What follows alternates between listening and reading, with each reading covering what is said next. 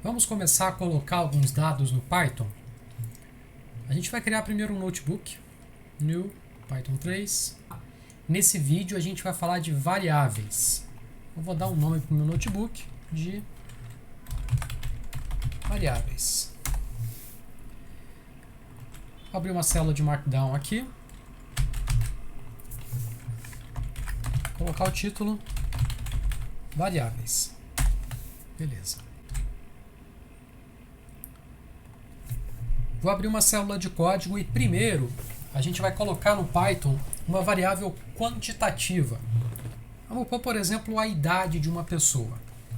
Idade é o nome da variável, igual e a idade da pessoa, por exemplo, 28.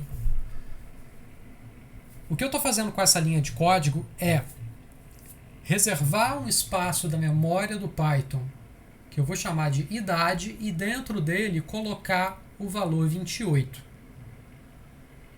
Para eu verificar se isso foi feito mesmo, eu vou usar uma função, que é a função print. Sempre que eu for usar uma função no Python, eu vou digitar o nome da função e entre parênteses eu coloco o argumento ou os argumentos da função, se houver. Tem função que não tem argumento, a gente vai ver. Nesse caso, o que eu quero mostrar na tela é o que tem dentro daquela caixinha que eu chamei de idade. Vou executar essa célula e ele vai retornar para mim 28. Portanto, eu coloquei dentro de idade o valor 28 e mandei ele mostrar o que tem lá dentro de idade. Ele me mostra 28. Beleza. Então, esse daqui é um exemplo de variável quantitativa ou numérica. Vamos colocar mais um exemplo agora. A altura de uma pessoa. Altura igual a... Vamos colocar, por exemplo, 1.72. Muita atenção aqui. O separador de decimal no Python vai ser o ponto. Não estou trabalhando com o sistema brasileiro aqui, tá? Então, separe os decimais dos inteiros com o ponto. Vou mandar ele imprimir para mim. Altura. Você deve ter reparado aqui que eu coloquei um jogo da velha na primeira linha e escrevi variável quantitativa. Dentro de uma célula de código, se eu quiser fazer algum comentário a respeito do meu código, como eu fiz aqui, eu coloco um jogo da velha. Tudo que está na linha depois do jogo da velha vai ser ignorado. O Python não vai interpretar esse cara na hora de ler o seu código. Quando eu permito que os valores da minha variável tenham parte decimal, como é aqui nesse caso, eu chamo na estatística de variável quantitativa contínua ou variável numérica contínua. Quando eu não permito que isso aconteça, por exemplo, se eu estiver considerando a idade em anos inteiros, a variável vai ser quantitativa discreta. Agora, quem já trabalhou com outras linguagens de programação, sabe que em várias linguagens você precisa definir o tipo da variável que você está declarando.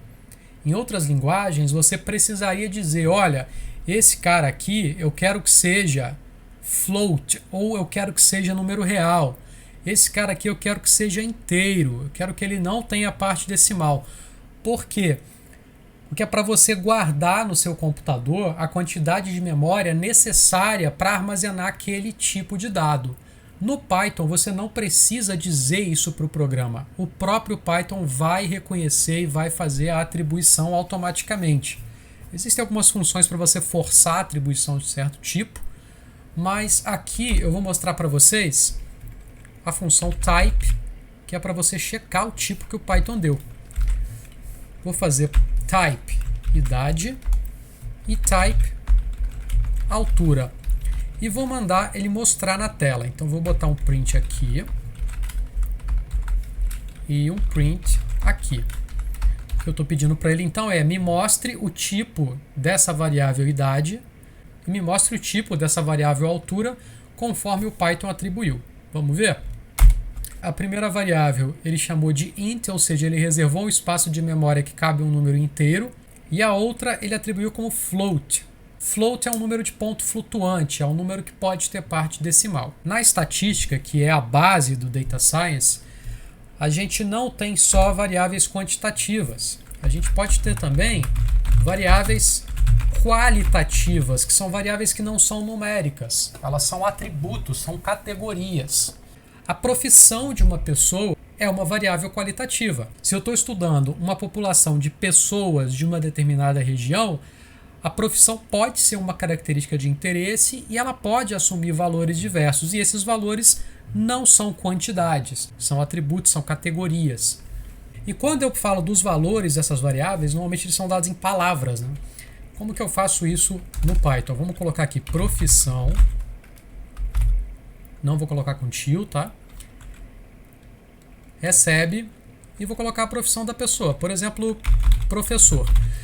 Só que se eu fizer dessa forma, ele vai entender que eu estou procurando uma variável chamada professor. Para eu indicar que estou falando de uma palavra ou de uma cadeia de caracteres, ou aquilo que na computação a gente chama de string, eu vou colocar isso entre aspas, que podem ser aspas simples ou aspas duplas. Ele reconhece de qualquer um dos jeitos. Vou mandar ele imprimir isso para mim. E ele me mostra que dentro de profissão tem um valor que eu atribuí chamado professor.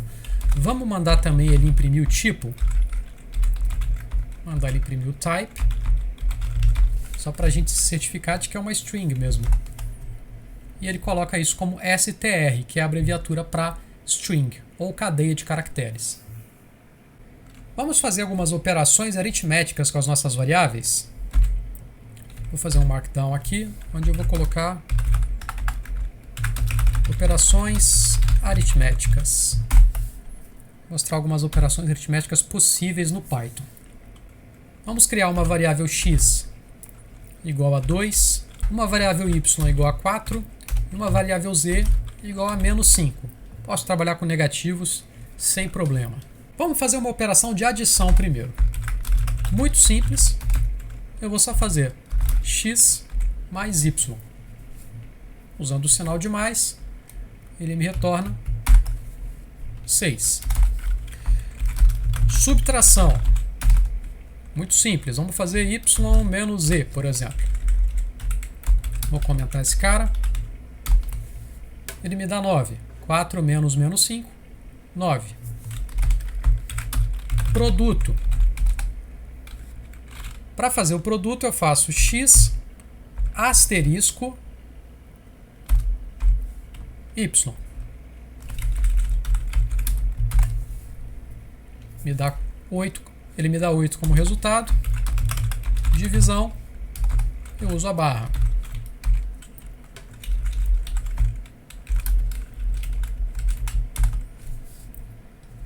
Para potenciação,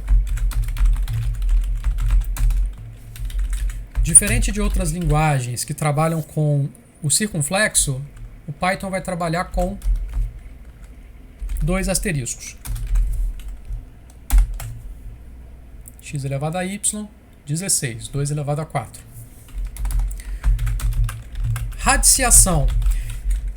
A gente vai ver nos próximos vídeos o NumPy, que é uma biblioteca que tem funções matemáticas, por exemplo, função de radiciação.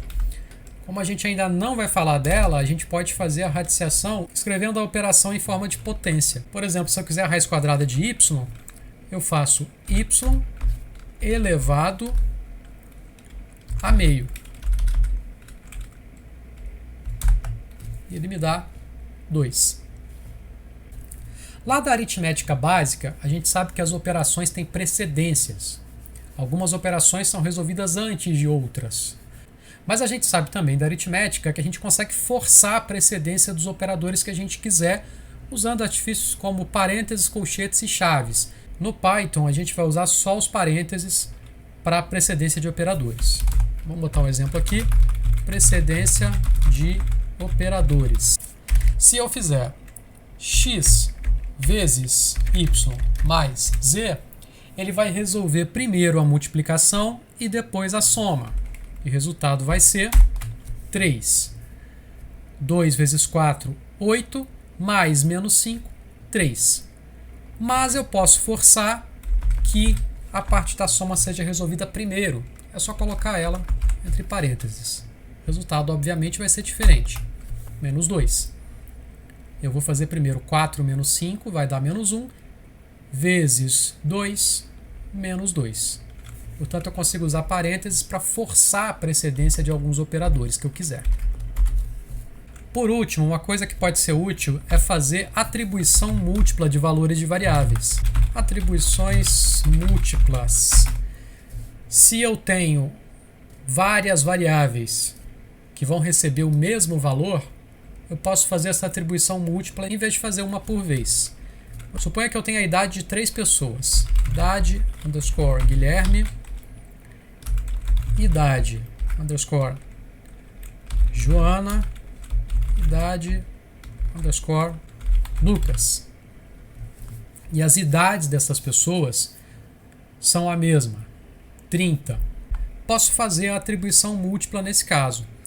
Eu vou fazer idade underscore Guilherme igual a idade underscore Joana igual idade underscore Lucas igual ao valor que eu quero. Na hora que eu mando imprimir,